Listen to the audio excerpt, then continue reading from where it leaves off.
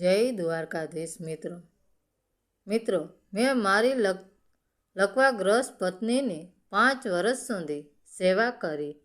એક દિવસ પાકીટ લેવા ઘરે પાછો ફર્યો અને જે જોયું તેનાથી પગ નીચેથી જમીન સરકી ગઈ. મેં મારી લકવાગ્રસ્ત પત્નીની સતત 5 વર્ષ સુધી સેવા કરી. એક દિવસ હું મારું પાકીટ ઘરે ભૂલી ગયો અને તેને લેવા પાછો ફર્યો. જેવો દરવાજો ખોલ્યો, મારા પગ જમીન સાથે જકડાઈ ગયા. મારી આંખો સામે જે દ્રશ્ય હતું તે સીધું છાતીમાં વાગેલા કોઈ જોરદાર મુક્કા જેવું હતું, જેણે મારા શ્વાસ થંભાવી દીધા. જે લાગણીઓ, જે વિશ્વાસ અને જે સંબંધને મેં આટલા વર્ષોથી સાચવી રાખ્યા હતા, તે એક જ પળમાં કડક ભૂસ થઈને તૂટી પડ્યો. મારું નામ અર્જુન છે. હું 30 વટાવી ચૂકેલો એક દુબળો પાતળો માણસ છું, જેના ચહેરા પર થાકની ઊંડી રેખાઓ છે અને આંખોમાં હંમેશાની ધીરજની એક ઝાંખી ચમક. મારી જિંદગી ખૂબ જ સાધારણ હતી, પણ સંતોષથી ભરેલી હતી. હું અને મારી પત્ની મીરા જયપુરના બહારના વિસ્તારમાં આવેલા અમારા નાના એક માળના મકાનમાં રહેતા હતા. અમે બંને એક સરકારી પ્રાથમિક શાળામાં શિક્ષક હતા. અમે અમીર નહોતા, પણ અમારી જરૂરિયાતો પૂરી થઈ જતી હતી. અને સૌથી મોટી વાત, અમારી વચ્ચે સન્માન અને સ્નેહ હતો. એક કાળી સાંજ જેણે બધું બદલી નાખ્યું. પછી એક કાળી સાંજ આવી જેણે બધું જ બદલી નાખ્યું. ડિસેમ્બરની ઠંડી સાંજ હતી. મીરા મહલોમાં ભરાયેલા મેળામાંથી કંઈક સામાન લેવા બજાર ગઈ હતી. પાછા ફરતી વખતે તેની કારનો ભયાનક અકસ્માત થયો. ટક્કર એટલી જોરદાર હતી કે તેની કરોડરજ્જુને ગંભીર નુકસાન પહોંચ્યું. જ્યારે હોસ્પિટલમાંથી મને ફોન આવ્યો ત્યારે હું ક્લાસ લઈ રહ્યો હતો. હું કશું વિચાર્યા વગર ભાગ્યો. જ્યારે મેં તેને જોઈ, મારું હૃદય બેસી ગયું. એ જ હસતી, રમતી, ચંચળ અને સપનાઓથી ભરેલી છોકરી હવે પથારીમાં નિશ્ચેત પડી હતી. તેની આંખોમાં આંસુ હતા, હોઠ ધ્રુજી રહ્યા હતા, પણ અવાજ જાણે ક્યાંક ખોવાઈ ગયો હતો. સંઘર્ષ અને સેવાની શરૂઆત. તે દિવસ પછી મીરા કમરથી નીચેના ભાગે સંપૂર્ણપણે લકવાગ્રસ્ત થઈ ગઈ. મેં શાળામાંથી અનિશ્ચિત મુદતની રજા લઈ લીધી. દાળ ભાતનો દરેક કોળિયો જે હું તેને ખવડાવતો, જ્યારે પણ પટ્ટીઓ બદલતો, તેને પડખું ફેરવતો કે સાવચેતીથી સાફ કરતો, બધું જ હું જાતે કરતો. અમારું નાનકડું ઘર એક કામ લચલાવ સંભાળ કેન્દ્રમાં ફેરવાઈ ગયું હતું.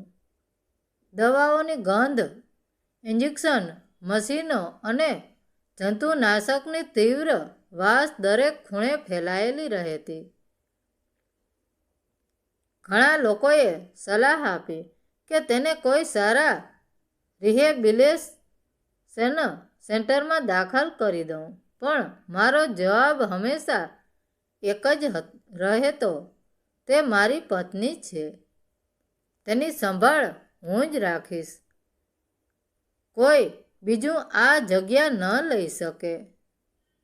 દિવસો એકબીજામાં ભળતા ગયા. હું સવારે સૂરજ ઉગતા પહેલાં ઉઠતો, તેના માટે નાસ્તો બનાવતો, તેને સાફ સૂફ રાખતો, પછી આસપાસના ઘરોમાં નાના મોટા ઇલેક્ટ્રિક કામ કરવા જતો, જેથી થોડી આવક થઈ શકે. રાત્રે તેની પથારી પાસે બેસીને પુસ્તકો વાંચતો, તેના પગની માલિશ કરતો, આશા રાખતો કે કદાચ એક દિવસ કોઈ નસ ફરીથી કામ કરતી થઈ જશે. આશાનું કિરણ અને એકલતા. એકવાર તેના પગની આંગળી સહેજ હલી હતી.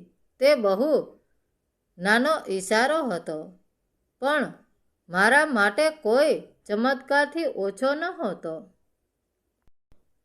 મેં તેને આશાનો સંકેત માન્યો. મીરા બહુ ઓછું બોલતી હતી. તે જાણે કોઈ ઊંડા મૌનમાં ડૂબી ગઈ હતી. ક્યારેક માથું હલાવી દેતી, ક્યારેક ચૂપચાપ આંસુ વહાવી દેતી. હું સમજતો હતો કે આ તેની લાચારી છે અને કદાચ મારા પ્રત્યેની કૃતજ્ઞતા, પણ મેં ક્યારેય શંકા ન કરી. મારી અંદર માત્ર દયા અને પ્રેમ હતો. ધીરે ધીરે સગા વહાલાનું આવવું ઓછું થઈ ગયું. કેટલાકે તો સપ્ટસ શબ્દમાં કહ્યું કે મારે મારી જિંદગી વિશે પણ વિચારવું જોઈએ. હું તેમને દોષ નહોતો આપતો. એક લકવાગ્રસ્ત માણસની સેવા કરવી એ લાંબી અને એકલી મુસાફરી છે. દરેક જણ તેને અંત સુધી નિભાવી શકતું નથી. જિંદગી એક જ ધરા પર ચાલી રહી હતી. ધીમી, થાકેલી, પણ આશાના દોરાથી બંધાયેલી, ચોંકાવનારો વળાંક. પછી એ બપોર આવી. હું એક ગ્રાહકના ઘરે ઇલેક્ટ્રિક કામ કરવા જઈ રહ્યો હતો. ત્યારે યાદ આવ્યું કે મારું પાકીટ ઘરે રહી ગયું છે. તેમાં ઓળખ કાર્ડ અને હમણાં જ મળેલા પૈસા હતા. હું તરત જ પાછો ફર્યો. વિચાર્યું, બસ અંદર જઈને લઈ લઈશ અને નીકળી જઈશ. પરંતુ જેવો મેં દરવાજો ખોલ્યો, હું થ્રીજી ગયો. મેં જોયું કે મીરા માત્ર ઊભી જ નહોતી, પણ તે કોઈ બીજા પુરુષની બાહોમાં હતી. હા, જે પત્ની છેલ્લા 5 વર્ષથી પથારી વંશ હતી, જેના શરીરનું એક પંદડું પણ હલતું નહોતું. તે અત્યારે ડ્રેસિંગ ટેબલ સામે ઊભી હતી અને એક અજાણ્યો શખ તેની પાછળથી ભેટીને ઊભો હતો. બંને આરીસા સામું જોઈને ખિલખિલાટ હસી રહ્યા હતા. મારા પગ નીચેથી જમીન સરકી ગઈ. મારા કાનમાં જાણે ધડાકો થયો હોય તેમ સૂન થઈ ગયો. જે દ્રશ્ય મારી આંખો સામે હતું, તેના પર મગજ વિશ્વાસ કરવા તૈયાર જ નહોતું. જે પત્નીને હું રોજ નવડાવતો, ચમચીથી ખવડાવતો અને રાત્રે જાગીને તેના પગ દબાવતો, તે જ પત્ની અત્યારે સંપૂર્ણ સ્વસ્થ દેખાતી હતી. તેના ચહેરા પર કોઈ લાચારી નહોતી, પણ એક કૃણ સંતોષ હતો. મીરા, મારા ગળામાંથી માંડ અવાજ નીકળ્યો. અવાજ એટલો તૂટેલો હતો કે મને પોતાને પણ સંભળાયો નહીં. પણ મારો અવાજ સાંભળીને બંને ચમક્યા. પેલો માણસ તરત જ તેનાથી દૂર ખસી ગયો અને મીરા ગભરાઈને મારી તરફ ફરી. તેના ચહેરા પરનો રંગ પળવારમાં ઉડી ગયો. અર્જુન, તમે તો કામ પર ગયા હતા ને? મીરા હળબળાટમાં બોલી ગઈ. પણ પછી તેને ભાન થયું કે હવે કોઈ નાટક કામ આવે તેમ નથી. તે પોતાના પગ પર મજબૂતથી ઊભી હતી, કોઈ પણ ટેકા વગર. મારી આંખો ફાટી ગઈ હતી. આ કોણ છે? અને તું ચાલી શકે છે? તારો લકવો? મીરા કાંઈ બોલે તે પહેલાં પેલો માણસ ઝડપથી સામાન લઈને પાછલા દરવાજેથી ભાગી ગયો. હું તેને રોકવાની પરિસ્થિતિમાં જ નહોતો. મારું ધ્યાન તો માત્ર મીરા પર હતું, જે હવે માથું નીચું કરીને ઊભી હતી. ક્યારથી? મેં પૂછ્યું. મારો અવાજ હવે ક્રોધથી ધ્રુજતો હતો. ક્યારથી તું આ નાટક કરી રહી છે? મીરાએ છેવટે નફટાઈથી માથું ઊંચું કર્યું. તેની આંખોમાં હવે કોઈ પસ્તાવો નહોતો. છેલ્લા 2 વર્ષથી, અર્જુન, 2 વર્ષથી હું સંપૂર્ણ સ્વસ્થ છું. 2 વર્ષ મને લાગ્યું કે કોઈએ મારી છાતીમાં છરી ભોંકી દીધી છે. તો પછી આ ઢોંગ કેમ? મેં મારી જિંદગી બરબાદ કરી નાખી. તારી સેવામાં હું રાત દિવસ મજૂરી કરતો રહ્યો, દેવું કરતો રહ્યો તારી દવાઓ માટે. અને તું? મીરા કડવાશથી હસી.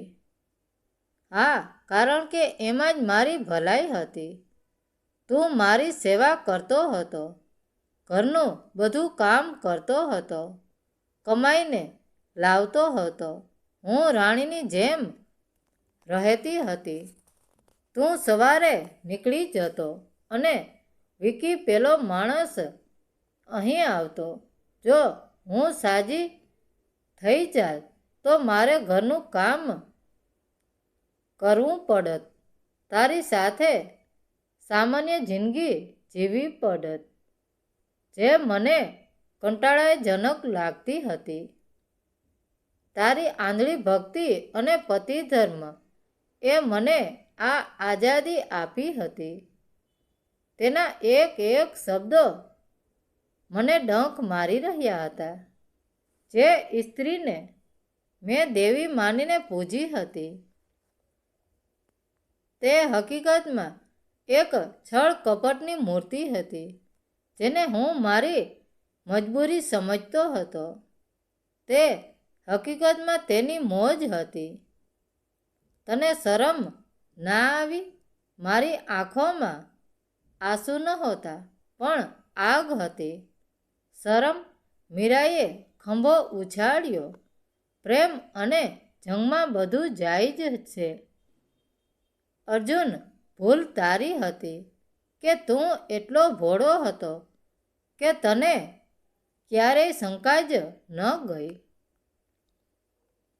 હું ત્યાં વધુ એક પળ પણ ઊભો રહી શક્યો નહીં. મને લાગ્યું કે આ ઘરની દિવાલો મને ગૂંગળાવી નાખશે. જે પવિત્રતા અને ત્યાગની મૂર્તિ હું સમજતો હતો, તે ખંડિત થઈ ચૂકી હતી. હું મારું પાકીટ લીધા વગર જ પાછો ફર્યો. પાછળ મીરા કદાચ મને બૂમ પાડી રહી હતી, પણ મારા માટે તે અવાજ હવે મરી પરવર્યો હતો. હું રસ્તા પર ચાલતો રહ્યો, ખાલી હાથે અને ખાલી હૃદયે. 5 વર્ષની મારી તપસ્યા એળે ગઈ હતી, પણ એક વાતનો સંતોષ હતો. આજે હું માત્ર મારું પાકીટ લેવા પાછો નહોતો ફર્યો, પણ મારી ખોવાયેલી જિંદગી અને મારું સ્વાભિમાન પાછું મેળવવા ફર્યો હતો. હવે હું કોઈના જૂઠાણાનો બોજ ઉપાડીને જીવવાનો નહોતો. એ દિવસે મેં તે ઘર અને મીરાને હંમેશા માટે છોડી દીધા. વિશ્વાસઘાતનો ઘા ઊંડો હતો, પણ હવે મારી આંખો ખુલી ગઈ હતી. મિત્રો, વાર્તા કેવી લાગી? સારી લાગી હોય તો કોમેન્ટ કરીને જરૂર જણાવજો. ધન્યવાદ મિત્રો. રાધે રાધે. જય દ્વારકાધીશ.